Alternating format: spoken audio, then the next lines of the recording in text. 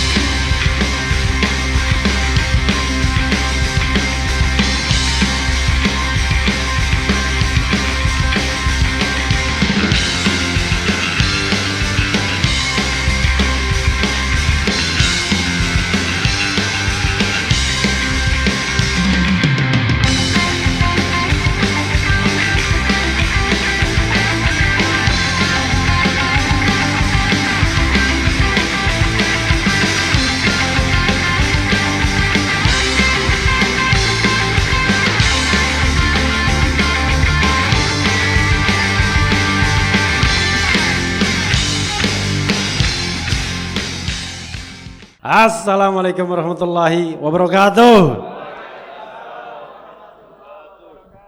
Keren Cadas. Kalau yang nggak ketawa itu berarti belum subscribe ya. Jangan lupa Refli Harun Channel ya. Itu. Jadi kalau undangan saya diminta bicara memperkuat demokrasi dan keadilan sosial ya. Tapi masih ada hubungannya dengan yang pernyataan tadi dari moderator ya. Jadi kawan-kawan semua, saya agak sedikit putus asa dengan negara ini, agak ya. Tetapi berjuang itu tidak boleh berharap hasil. Kalau berjuang itu berharap hasil, Anda salah ya. Berjuang itu paling tidak proses, berproses, amar ma'ruf nahi mungkar dan lain sebagainya, kan begitu. Karena itu pertama-tama kalau mau memperkuat demokrasi di Indonesia, pertama-tama saya saya mengajak kawan-kawan semua untuk berada di baris oposisi selama 5 tahun masa pemerintahan Presiden Prabowo Subianto. Mau nggak? Mau nggak? Ya maunya. Nanti baru dikasih negosiasi sedikit, ada yang ke sono, ada yang ke sini, ada yang sontoloyo kalau begitu. Karena demokrasi itu untuk konteks Indonesia tidak akan berhasil kalau kita tidak membangun civil society yang kuat. Karena state kita sontoloyo sekarang, ya kan? Political society-nya juga sontoloyo. Dan harapannya tinggal civil society. State kita, kalau kita bicara demokrasi, itu berkali-kali yang namanya Prabowo Subianto mengatakan bahwa oposisi itu adalah budaya barat. Kan begitu? Dia bilang. Karena itu dia tidak begitu suka dengan oposisi. Dia ibaratkan sedang membangun jembatan katanya. Kalau Anda tidak suka, ya udah, nggak usah, pinggir aja. Artinya dalam benak dia, oposisi itu nggak boleh diberi panggung. Bayangkan. Tetapi at the same time dia ngomong, saya akan membangun koalisi sebanyak-banyaknya. demi persatuan. Itu kan namanya cara berpikir Sontoloyo. Oposisi dan koalisi itu adalah two side in one coin. Dua sisi dari mata uang yang sama, kan begitu? Kalau Anda mau membangun koalisi, maka imbangannya adalah oposisi. Tapi gaya berpikir Prabowo nggak begitu. Koalisi itu budaya Indonesia, oposisi budaya Barat, kan Sontoloyo kan? Padahal kalau kita bicara tentang demokrasi, dua-duanya kita butuh. Pemerintahan dengan oposisinya kita butuh, karena pemerintahan yang kuat kita butuhkan, tetapi check and balances, pengimbang kita butuhkan. Nah sekarang coba bayangkan, kalau kita lihat bocoran menteri, semua ikut dalam pemerintahan. Oposisinya nggak ada. Oposisinya cuma PBHMI aja. Ya. Belum diajak Bahlil, ya kan? Kalau sudah diajak Bahlil selesai semuanya, ya kan? Pakai kanda, selamat siang kanda, ya kan? Assalamualaikumnya udah lupa, ya kan? Gitu. Jadi karena itu kita harus pegang paradigma ini. Terus kritik Prabowo, Pak, kami bukan tidak suka Bapak. Bapak boleh membangun oposisi sekuat-kuatnya. Karena kita membutuhkan pemerintahan yang kuat. Oke? Bukan weak government, tapi strong government. Tapi kita juga membutuhkan strong oppositions. Oposisi yang kuat. Nah, kalau oposisi di parlemen tidak ada, ya civil society yang menjadi oposisi. Bagaimana kita membangun oposisi? Mau diskusi saja dibubarkan, ya kan begitu kan? Gitu. Diskusi 14 Oktober silaturahmi kebangsaan terancam tidak dapat digelar. Di Balai Sudirman nolak dia sudah, ya kan? Tiba-tiba Bidakara back and forth, maju mundur juga sekarang. Padahal sudah ada surat dari Polda Metro Jaya. Gara-gara ada pasukan berani mati yang mengancam, ya kan? Kira-kira begitu. Yang katanya pasukan Mulyono itu. Bahaya sekali kita. Bahkan demokrasi kita demokrasi sampai mengancam, sampai menghilangkan jiwa, kan gila kan? Makanya banyak aktivis yang kemudian ketika dia kembali ke yang maha kuasa, banyak juga dicurigain. Kita melihat Bang Rizal Ramli, kita lihat Faisal Basri, kita lihat Lius Sungkarisma, kita lihat waktu itu ada Tualibi dari seorang ustadz. Kita juga melihat Syekh Ali Jaber dan lain sebagainya. Itu mencurigakan juga. Makanya sudahlah ya, kalau something happen kepada Kang Ujang kita doakan aja ya. Mudah-mudahan husnul khotimah, ya kan? Mudah-mudahan husnul khotimah. Oke. Jadi itu ya, karena itu kita yang perkuat civil society-nya ini. Makanya saya, sepertinya baru saya aja yang mendeklar bahwa selama 5 tahun masa pemerintahan Prabowo, Refli Harun tidak akan menerima jabatan publik apapun. Tepuk tangan dong. Jangan-jangan dalam diri kalian bilang ini orang bodoh ini. Kenapa? Saya tidak ingin pamer, tetapi ingin menjaga baseline, garis demarkasinya. Ya, ini demarkasi yang paling ekstrim adalah kita menjaga sikap oposisional. Karena saya membayangkan yang lain itu negosiator semua, bernegosiasi dan lain sebagainya. Alhamdulillah saya nggak pernah ditawari macam-macam tuh, karena mungkin udah tahu sikapnya kan. Kang Ujang masih ditawari juga rupanya. Padahal Refli Harun punya subscriber 3 juta lebih, nggak pernah ditawari untuk memoles wajah pemerintahan Jokowi, ya kan? Heran juga saya kenapa saya nggak ditawarin.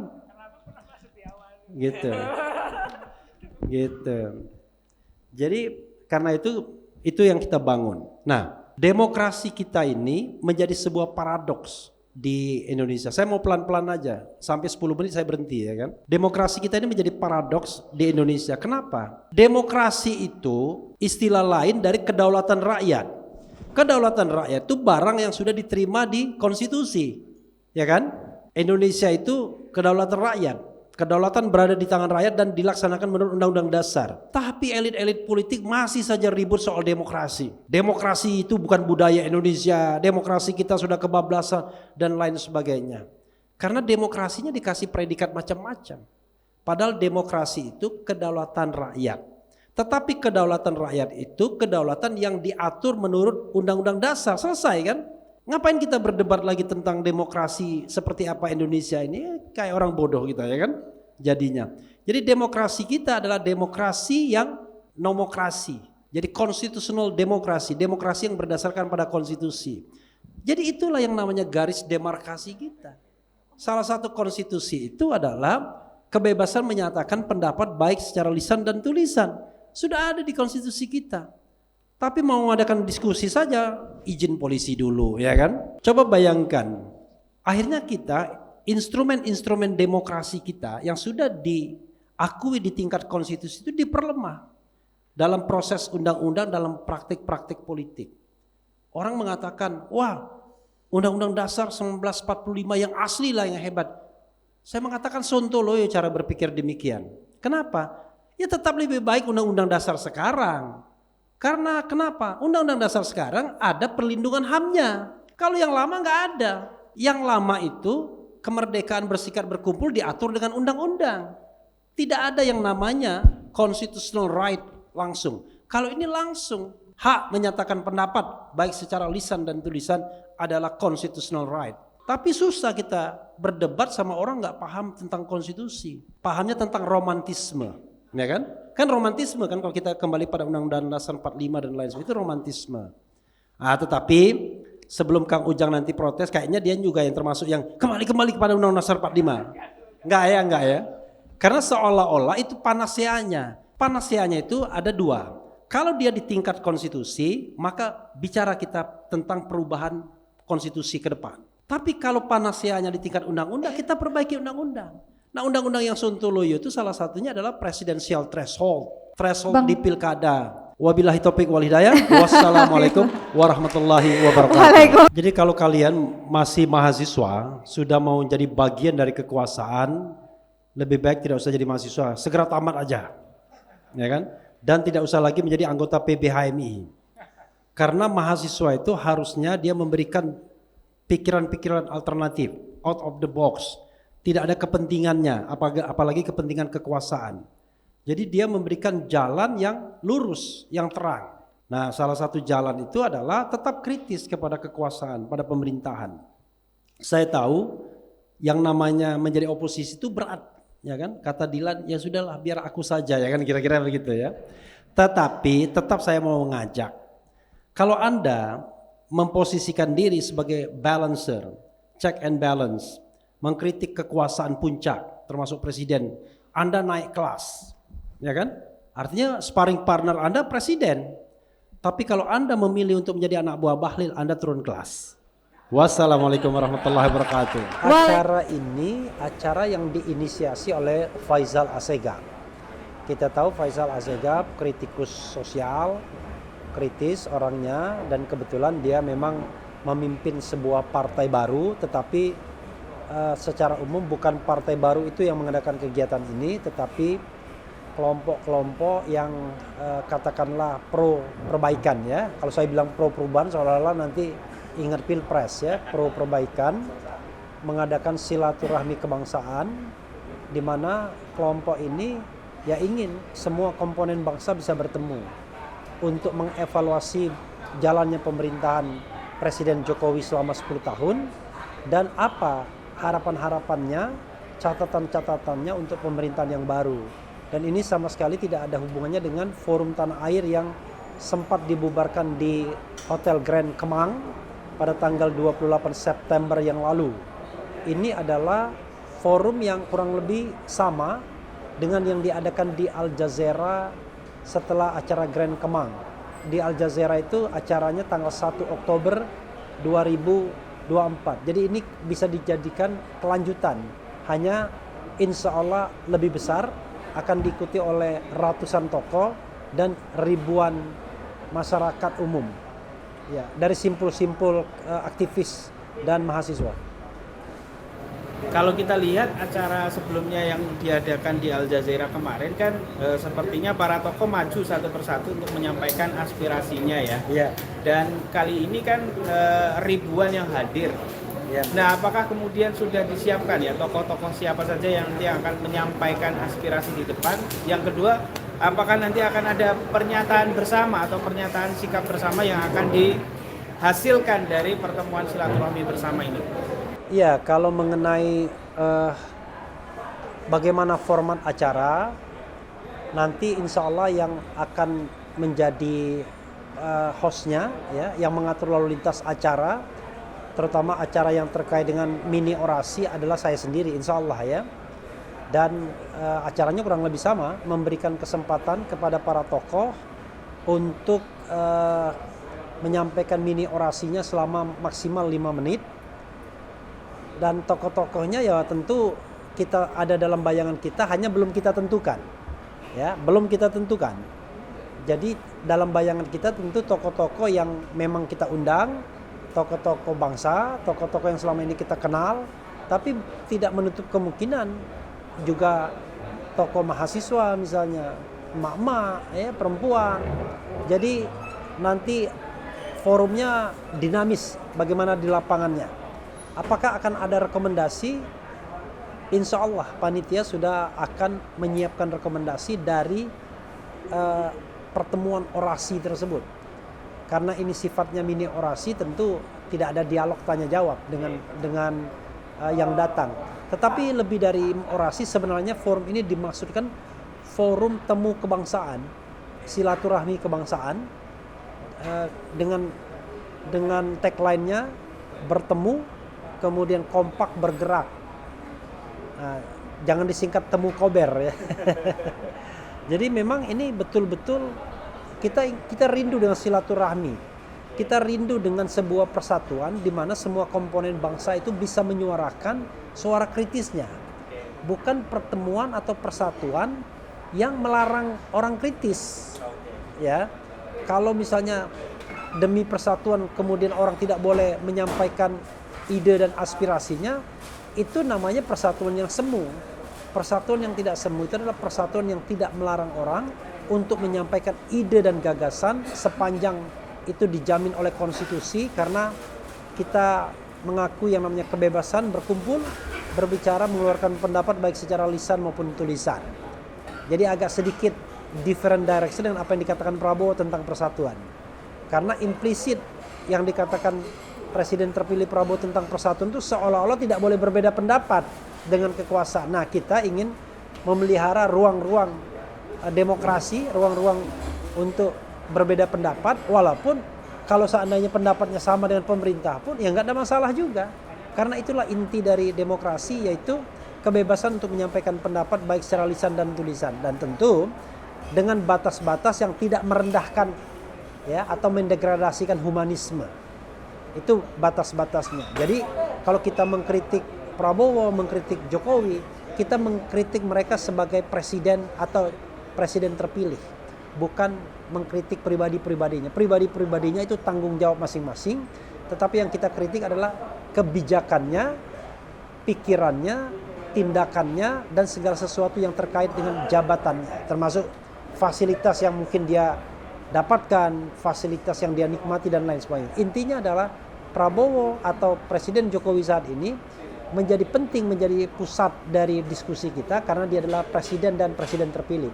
Bukan karena dia Prabowo atau Jokowi ayah dari 3 anak atau suami dari siapa, itu nggak penting. Yang penting adalah dia adalah pejabat publik di tingkat puncak yang kemudian membawa amanat untuk memajukan kesejahteraan umum, mencerdaskan kehidupan bangsa, termasuk melindungi kita semua. Oke. Kemarin kan banyak yang mengkaitkan antara silaturahmi kebangsaan dengan apa yang dibawa oleh para tokoh-tokoh yang hadir di depan kemarin, yang dikaitkan dengan tangkap dan adili Jokowi. Ya. Nah, apakah kemudian ini akan mengarah ke sana? Itu yang pertama.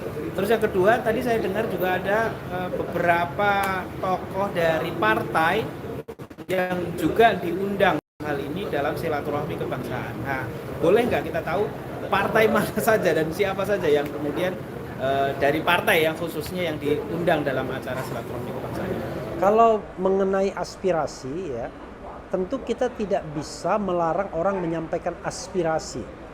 Karena itu adalah kebebasan berserikat, berkumpul, mengeluarkan pendapat. Kalau seandainya ada hal-hal yang dianggap offside, tentu itu tanggung jawab masing-masing pribadi. Karena mereka adalah pribadi-pribadi yang mandiri. Kalau panitia kemudian mengatakan cuman boleh ngomong A, ngomong B, apa bedanya panitia dengan penguasa yang otoriter? Ya, jadi kita tidak ingin membatasi orang ngomong apa. Tetapi ingat loh, bahwa di balik kebebasan menyatakan pendapat itu ada yang namanya tanggung jawab, responsibility. Jadi jangan menyampaikan hal-hal yang sifatnya melanggar hukum.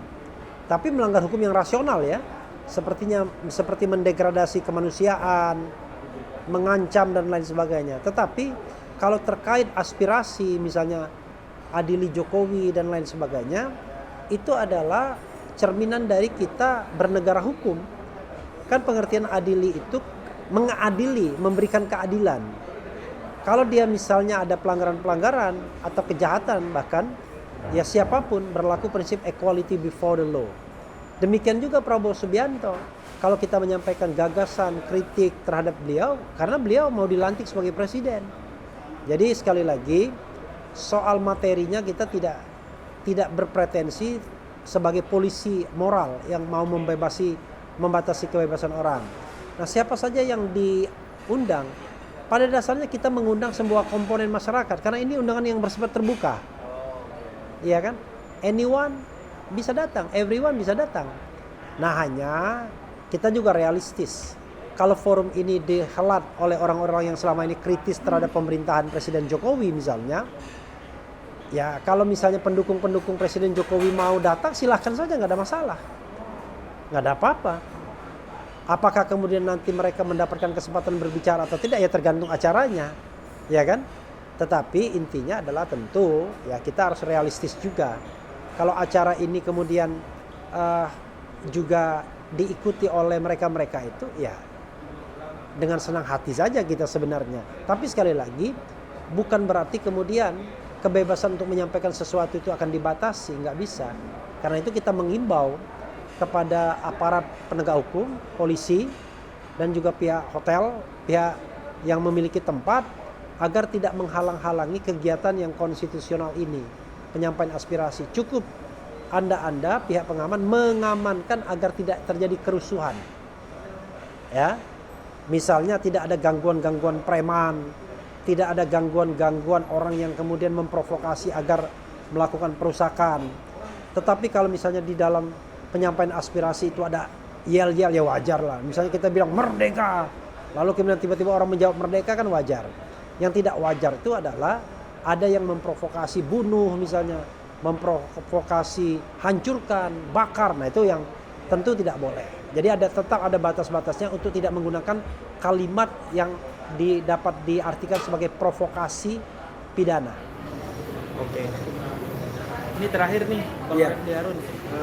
Kita tahu tanggal 20 Oktober berakhir sudah rezim Joko Widodo dan berganti kepada Pak Prabowo Subianto. Ya. Dan akhir-akhir ini mulai banyak bocoran nih terkait dengan menteri-menterinya Pak Prabowo. Sekaligus kita ingin tahu Bang Refli Harun terhadap pemerintahan Pak Prabowo ke depan ini seperti apa? Maksudnya harapannya. Terus kemudian kemarin kan tidak memilih Prabowo ya. Iya. Ini pandangannya gimana? Iya, saya tidak memilih Prabowo bukan berarti tidak bisa berharap sama Prabowo. Ya, saya punya sikap pribadi terhadap Prabowo yang menyatakan saya pesimis terhadap Prabowo. Saya pikir omon-omon saja. Saya pikir Prabowo itu tidak akan beda dengan Jokowi, bahkan bisa lebih kejam. Tetapi itu premis pribadi saya. Di dalam arena publik dan sebagai warga negara yang baik, saya tetap berharap bahwa Prabowo akan tidak hanya memberantas korupsi, ya, memberantas korupsinya benar-benar tidak omon-omon, kemudian mensejahterakan rakyat, mengentaskan kemiskinan, meningkatkan ekonomi kita, kesejahteraan sosial kita, tapi juga memelihara dan menumbuh kembangkan demokrasi, toleran terhadap perbedaan pendapat, tidak cepat sumbu pendek, tidak panas telinganya mendengarkan kritik. Jadi kebahagiaan kita itu tidak hanya kebahagiaan cukup makan dan minum, tapi juga merasa terlindungi dan bebas menyampaikan ekspresi. Seperti misalnya acara ini ya, mini press conference lah katakanlah ini. Ya sama, tidak ada kekhawatiran bahwa sepanjang saya menyampaikan sesuatu dengan konstruktif, dengan data, dengan rasionalitas, walaupun itu keras dan kritis, ya, sebagaimana misalnya Refli Harun selama ini, maka ya kita bahagia kalau itu ruang tersebut terus dipelihara dan bahkan ditumbuh kembangkan oleh pemerintahan yang baru. Karena pemerintahan yang lama sudah terbukti gagal untuk memelihara ini. Banyak korban-korban Mulyono yang dipenjarakan hanya karena nge-tweet, hanya karena membuat tulisan, hanya karena menyampaikan sebuah statement dan lain sebagainya. Dan celakanya kadang-kadang menggunakan komponen masyarakat lainnya dengan cara mengadu domba. Dalam kasus misalnya Edi Mulyadi, ya, dalam kasus-kasus lainnya, termasuk kasus Habib Rizik, KM50 dan lain sebagainya. Karena itu kita tidak ingin hal-hal tersebut terulang kembali.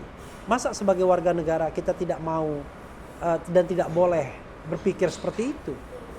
Karena itu kita berharap siapapun yang terpilih nanti menjadi Kapolri misalnya, menjadi Jaksa Agung, menjadi KPK, menjadi menteri-menteri, kita berharap dia adalah orang yang betul-betul amanah, betul-betul orang yang kita bisa percaya, tidak korup, tidak ngambil uang negara, kekayaan negara.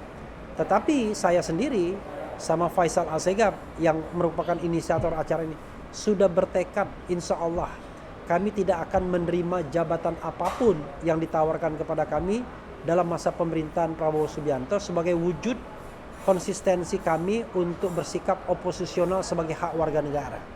Jadi nggak ada kaitannya dengan misalnya sakit hati, nggak ada. Prabowo tidak pernah membuat kami sakit hati, belum, ya kan? Tetapi yang paling jelas adalah negara ini tetap perlu kontrol karena ini adalah negara yang besar. Itu yang ingin kita tegaskan. Mudah-mudahan yang direkrut orang-orang yang terbaik, bukan para koruptor atau mantan koruptor atau orang-orang yang melipat-lipat hukum di era pemerintahan Jokowi, orang-orang yang mencurangi pemilu untuk membantu kemenangan Prabowo dan Gibran sehingga kemudian dikasih tempat. Tapi orang-orang yang betul-betul benar, jujur, adil dan mau mewujudkan masyarakat kita menjadi masyarakat yang baldatun thayyibatun warabun ghafur. Luar biasa. Keren cadas. Assalamualaikum warahmatullahi wabarakatuh. Keren cadas. Ya kawan-kawan semua, tanggal 20 Oktober ini akan menjadi ujian bagi dua orang penting di Republik ini. Pertama, ujian bagi Joko Widodo, Jokowi alias Mulyono. Akankah dia masih bernyali untuk mengganggu acara seperti ini? Karena acara seperti ini dilindungi oleh konstitusi dan undang-undang. Hak berserikat, berkumpul, mengeluarkan pendapat baik secara lisan maupun tulisan. Jadi buat yang barangkali ada mata-mata di sini, ya pasti ada kan? Jangan-jangan mata-matanya juga pakai kamera juga, jangan-jangan ya. Sampaikan ini dilindungi oleh konstitusi, itu satu. Itu mata-matanya katanya. Yang kedua adalah ujian bagi Prabowo Subianto, calon presiden terpilih yang akan dilantik pada tanggal 20 Oktober. Akankah dia pro terhadap tumbuh kembangnya demokrasi di Republik ini? Tidak hanya omong-omong soal pemberantasan korupsi, soal pemberantasan kemiskinan, soal yang terkait dengan kesejahteraan, pertumbuhan ekonomi, persatuan dan lain sebagainya, tetapi mau bersama-sama kita bicara tentang menumbuh kembangkan demokrasi. Itu saja. Dan akan kita lihat pada tanggal 14 Oktober nanti apakah komitmen demokrasi kita tetap tumbuh dan kuat serta bisa kita tegakkan termasuk dari gangguan-gangguan pihak lain ataukah tidak. Karena bagaimanapun there's no point of return. Tidak akan lagi ada titik mundur. Sekali kita kembangkan layar, maka kita akan terus maju. Saya, Faisal Assegaf, sudah menyatakan kami akan oposisi terhadap pemerintahan 5 tahun ke depan. Wassalamualaikum warahmatullahi wabarakatuh. Merdeka!